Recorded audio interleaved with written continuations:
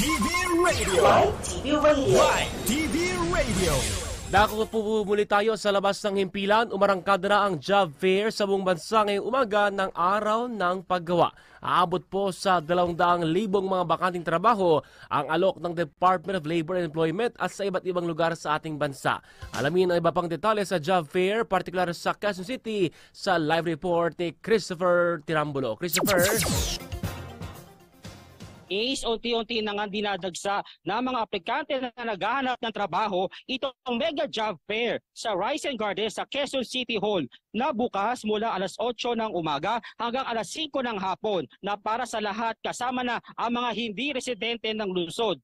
Mayroong job opening tulad ng delivery riders, driver, service crews, kitchen helpers, waiters,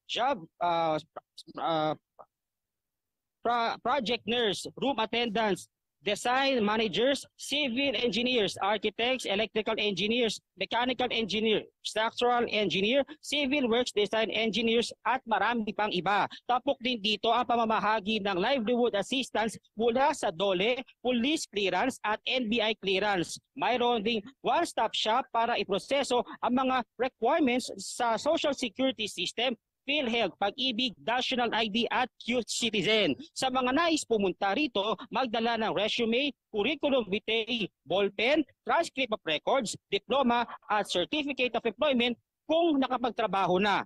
Ito ang pinakamalaking job fair activity na isinasagawa sa buong bansa. Samantala, mayroong 100 kadiwa ng Pangulo na nakakalat sa mga job fair sa bansa para makabili ng mas murang pagkain. Christopher Tirambulo, Newsline. Maraming salamat sa report na yan, Christopher. Newsline.